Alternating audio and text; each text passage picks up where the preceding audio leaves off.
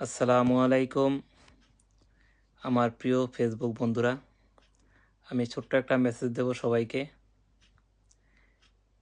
আসলে ফেসবুকে অনেক পরিশ্রম করে সবাই সামনের দিকে এগোচ্ছে, বাট একটা ছোট্ট ভুলের কারণে অনেকের ক্ষতি হচ্ছে।